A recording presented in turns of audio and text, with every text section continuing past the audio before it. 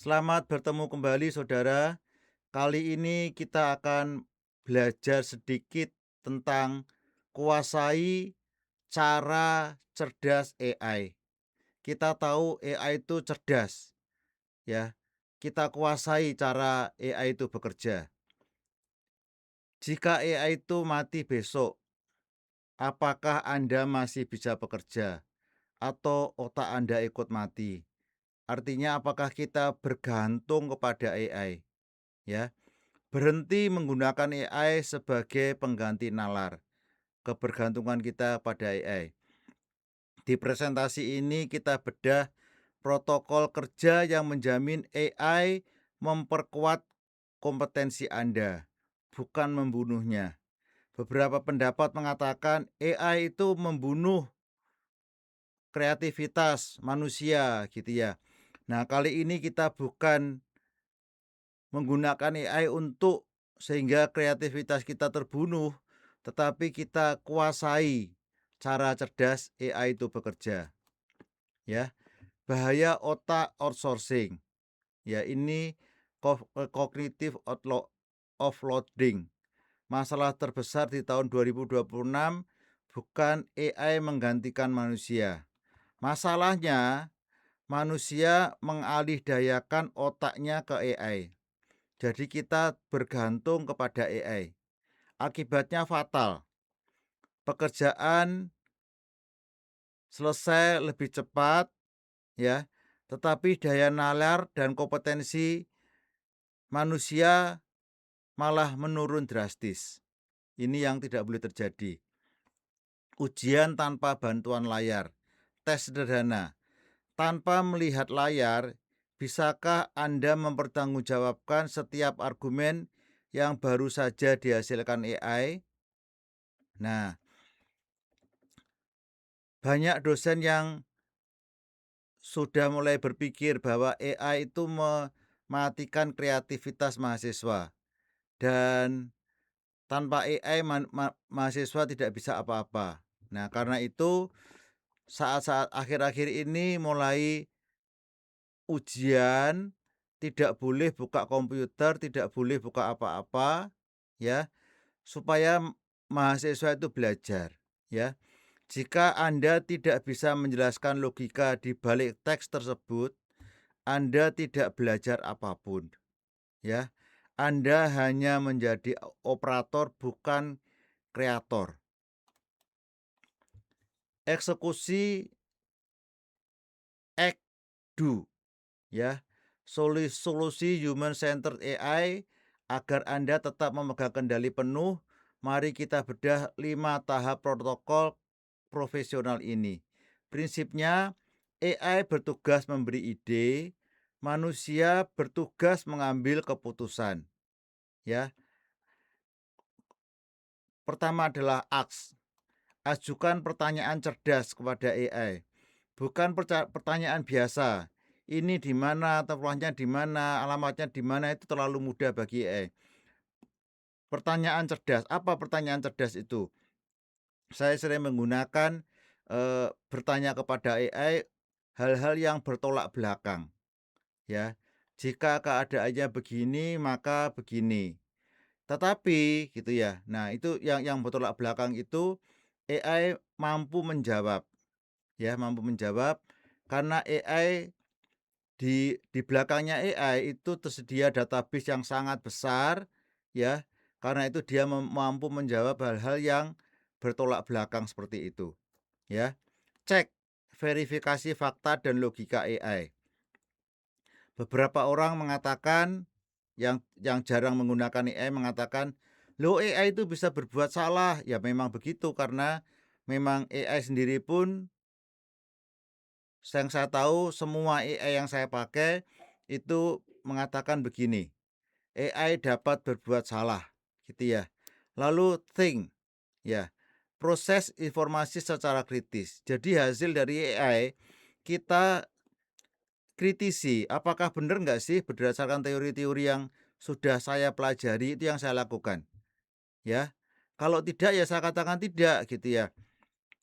Pernah ada seorang teman yang memarahi AI. Salah itu. Oh ya terima kasih kata AI begitu ya. Nah, kita harus mengkritisi berdasarkan informasi atau sumber-sumber yang formal. Lalu setelah itu kita decide, ambil keputusan berdasarkan nalar manusia, ya, bukan bukan bergantung pada AI. Dan setelah kita decide, kita integrasikan pengetahuan untuk masa depan.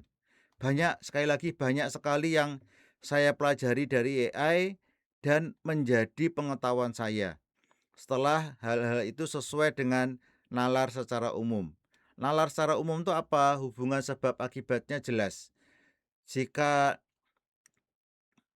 2 hari kemarin saya mendapatkan penjelasan dari alumni teknik kimia dan dia mengatakan begini, eh, rasa itu hilang karena karena mendapatkan panas gitu ya. Saya kemarin diskusi tentang flavor, jadi rasa ya. Eh Loh kenapa kok susah-susah gitu ya? Tomatnya kita ambil lalu kita masukkan ke tempat yang lain maka akan menjadi rasanya tomat. Oh tidak begitu katanya. Tomat itu kalau dipanaskan maka rasa asli tomatnya akan hilang. Karena itu perlu untuk mendapatkan rasa tomat yang asli ya, itu perlu campuran yang macam-macam. Campurannya bisa sedikit 10 raw material atau bisa sampai 100 raw material. Itu yang dijelaskan dia ya. Bukan bidang saya karena itu ya saya tidak terlalu mengerti juga. Tetapi dia mengatakan bahwa AI itu bisa menjawab pertanyaan gitu ya dan itu kita jadikan pengetahuan kita. Ya. Ask itu pemantik bukan hakim ya. Alternatif perspektif atau scaffolding untuk tangga untuk naik gitu ya. Ini saya gunakan untuk breakthrough ideas ya. Ada mahasiswa saya yang akan mengerjakan tugas akhir dan dia mengerjakan tugas akhir yang bidangnya dosen lain. Saya mengatakan kamu boleh menggunakan produktivitas tetapi saya tidak mau topik ini. Karena topik ini topiknya dosen yang lain akan digunakan sebagai bidangnya dia untuk menjadi guru besar. Nah, lalu ngomong kepada AI gitu ya. Saya pengen membahas produktivitas di perusahaan ini, tetapi topiknya bukan ini dan bukan ini. Saya tidak menyebutkan topiknya secara spesifik supaya tidak membuka rahasianya orang. Ya, saya tidak mau menggunakan mahasiswa saya minta, saya dampingi dan saya katakan ketikkan saya ingin membahas produktivitas tetapi tidak menggunakan topik ini, pembahasan menggunakan cara A dan B. Ketemu cara yang lain lagi gitu ya. Ya sekali lagi saya tidak menyebutkan supaya kerahasiaan tetap terjamin dan itu sangat berbeda. Lalu diapakan lagi? Nah ini scaffolding ini. Ya, topik yang baru tadi atau metode yang baru tadi saya pun juga baru dengar. Nah, lalu diapakan? Ya, ditanya lagi, eh, ini artinya apa? Ini artinya apa? Referensinya mana? Nah, referensi itu yang penting. Ya, bukan hanya isinya apa, karena AI tadi mengatakan bisa bohong atau bisa salah, bukan bohong, bisa salah gitu ya. Karena itu ya saya minta referensinya, ya, referensinya dari penyanyi siapa ini gitu ya. Nah itu ya saya belajar sedikit-sedikit dan saya pun banyak sekali menggunakan AI. AI membantu menemukan apa yang mungkin dipikirkan. Anda menentukan apa yang akan dipikirkan. Gitu ya. Fungsi AI mencari ide awal, mengeksplorasi sudut pandang baru, memecahkan kebuntuan berpikir atau blind spotnya manusia.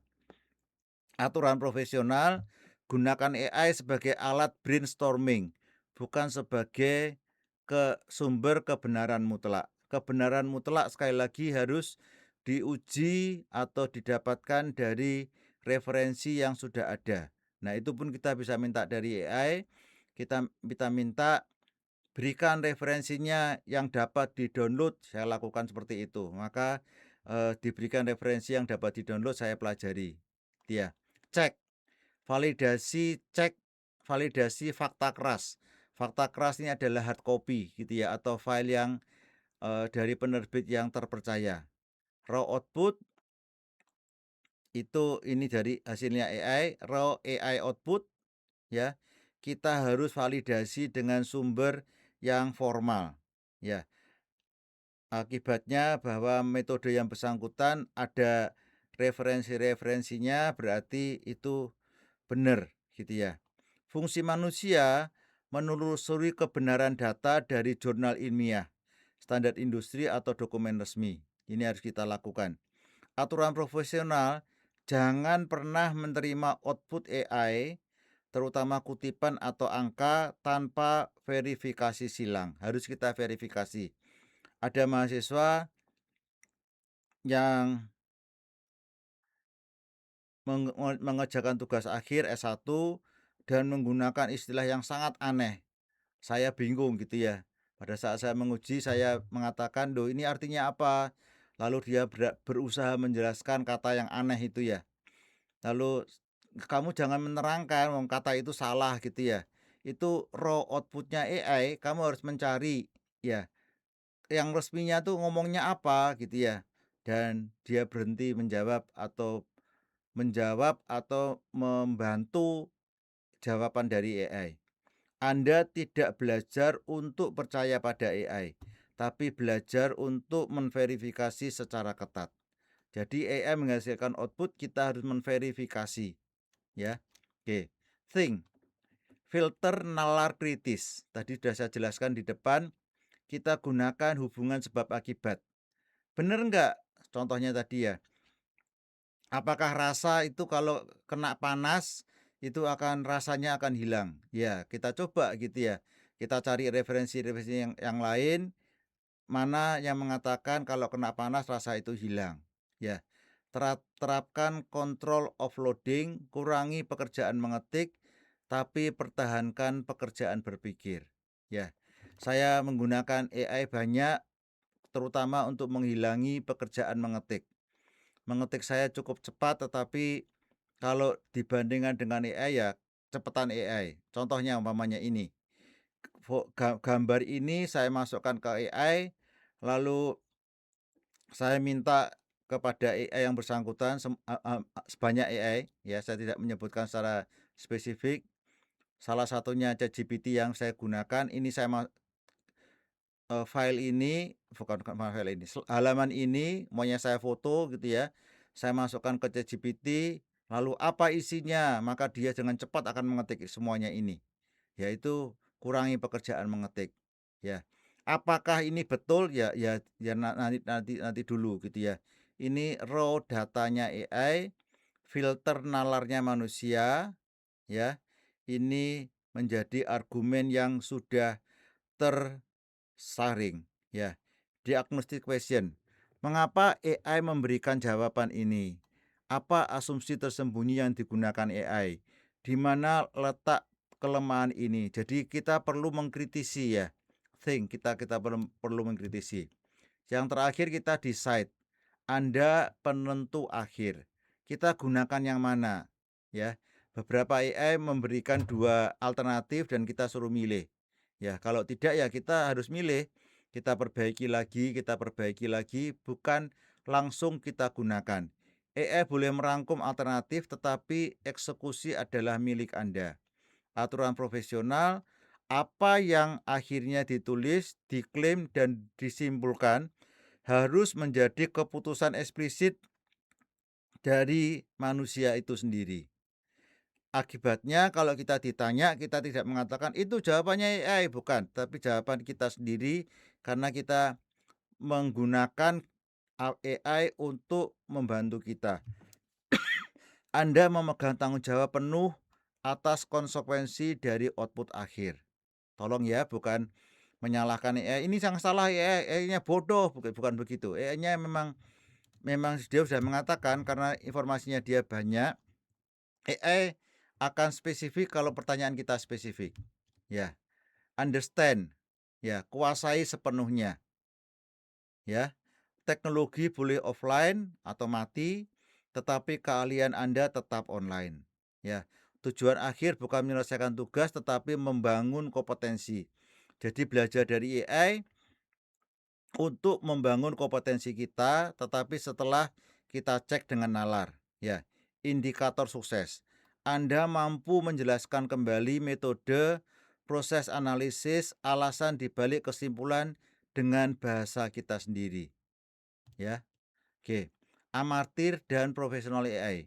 Ini yang AI yang orang yang amatiran menggunakan AI, percaya AI sepenuhnya, itu nggak boleh.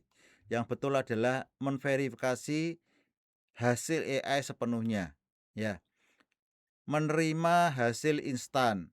Ya, bukan. Yang betul adalah manusia sebagai penentu keputusan akhir. Gagap dan kehilangan kemampuan. Kalau AI-nya tidak ada, tidak boleh. Yang betul adalah kita tetap ahli dan menguasai materi, meskipun materi itu dibantu oleh AI. Ya, saya banyak belajar dari AI setelah saya verifikasi. Ya, kendali penuh di tangan Anda. Jangan biarkan AI menggantikan proses belajar Anda. Gunakan AI untuk memperkuatnya. AI membantu berpikir, Anda mengambil keputusan. Terima kasih telah menonton video ini dari awal sampai akhir. Mohon bantuan Bapak Ibu Saudara untuk subscribe, like, dan share jika video ini berguna bagi saudara.